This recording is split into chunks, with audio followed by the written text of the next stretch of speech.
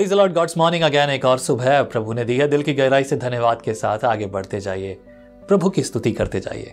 आज 31 अध्याय पढ़ेंगे, शाऊल और उसके पुत्रों की मृत्यु। ये जो है फिर से नई कहानी शुरू होगी। आइए प्रभु की स्तुति करते हैं। प्रभु ने जो मौका दिया है इस बात के लिए अपने आप को प्रभु के हाथों में रखते हैं। फिलिस्ती तो इजरायलियों से लड़े और इजरायली पुरुष फिलिस्तियों के सामने से भागे और गिलबो नामक पहाड़ पर मारे गए। फिलिस्ती शाऊल और उसके पुत्रों के पीछे लगे रहे और फिलिस्तियों ने शाऊल के पुत्र योनातन, अमीनादाब और मलकीश को मार डाला। शाऊल के साथ घमासान युद्ध हो रहा था और धनुधारियों ने उसे जा लिया और वह उसके कारण अत्यंत व्याकुल हो गया। जब शाऊल ने अपने हथियार ढोने वाले से कहा, अपनी तलवार खींचकर मुझ में भोंक दे, ऐसा न हो कि वे खतना रहित लोग आकर मुझे भोंक दे और मेरा ठट्ठा करें, परंतु उसके हथियार ढोने वाले ने अत्यंत भय खाकर ऐसा करने से इनकार किया। तब शाऊल अपनी तलवार खड़ी करके उस पर गिर पड़ा। यह देखकर कि शाऊल मर गया, उसका हथियार ढोने वाला भी अपनी तलवार पर गिरकर उसके साथ मर गया। यूं शाऊल और उसके तीनों पुत्र और उसका हथियार ढोने वाला और उसके समस्त जन उसी दिन एक संग मर गए। यह देखकर कि इजरायली पुरुष भाग गए और शाऊल और उसके पुत्र मर गए, उस तराई की दूसरी ओर वाले और यर्दन के पार रहने वाले इजरायली मनुष्य भी अपने अपने नगरों को छोड़कर भाग गए और पलिश्ती आकर उनमें रहने लगे। देखो, पलिश्तियों की और इजरायलियों की लड़ाई कभी खत्म नहीं हुई। आज के दिन तक चल रही है ये लड़ाई, आज के दिन तक। जी हाँ, तो ये लड़ाई कभी खत्म नहीं हुई, चलती रही और हर बार कभी जीत हार कभी हुई, लेकिन हार की जगह जीत हमेशा हो सकती थी अगर इजरायली यानी कि प्रभु के लोग प्रभु की बात सुनते, अपनी शरीर की अभिलाषाओं में ना पड़ते। और हमने अब तक तो यही पढ़ा, राइट? जितने अध्याय हमने पढ़े हमने वही देखा। 8 पद में लिखा है, दूसरे दिन जब पलिश्ती मारे हुओं के माल को लूटने आए, तब उनको शाऊल और उसके तीनों पुत्र गिलबो पहाड़ पर पड़े हुए मिले। तब उन्होंने शाऊल का सिर काटा और हथियार लूट लिए और फिलिस्तियों के देश के सब स्थानों में दूतों को इसलिए भेजा कि उनके देवालयों और साधारण लोगों में यह शुभ समाचार देते जाएं।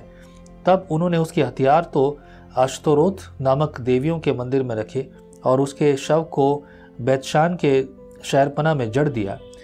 जब गिलाद वाले याबेश के निवासियों ने सुना कि फिलिस्तियों ने शाऊल से क्या किया है, तब सब शूरवीर चले और रातों रात जाकर शाऊल और उसके पुत्रों के शव बैतशान की शहरपना पर से याबेश में से ले आए और वहीं फूंक दिए। तब उन्होंने उसकी हड्डियां लेकर याबेश के झाऊ के पेड़ के नीचे गाड़ दी और 7 दिन तक उपवास किया। वेल, जो भी हो, शाऊल was the king of Israel and he was appointed by God. He was not able to maintain, he could not able to maintain his dignity and his sovereignty, whatever I say, बहुत सारी चीज़ें जो हैं उसने जो करनी चाहिए थी वो सब कुछ उसने नहीं की अच्छे से। And he lost many things, उसने बहुत कुछ खो दिया और इसका अर्थ भी बहुत से निकले। अगर हम ईमानदारी से खड़े होते तो क्या यहोवा हमें आशीष नहीं देता? राजा हिजकिया के बारे में सोचो। उसका पिता एक अच्छा व्यक्ति नहीं था, बट राजा Hezekiah was good man, right? Because he learn from his childhood age, right? वो अपने बचपन के दिनों से सीख रहा था, उसने सीखा। यशायाह भविष्यद्वक्ता ने उसको सिखाया, वो कुछ इसी प्रकार से कहता है। और जब परिस्थिति आई तो उसने पूरी प्रजा को जो है उसकी वजह से जीत मिली, क्योंकि हेड ऑफ द फैमिली ही जिम्मेदार है। हेड ऑफ द फैमिली और हेड ऑफ द कॉन्ग्रीगेशन यानी कि pastors, head of the city यानी कि सिटी लीडर्स, राइट?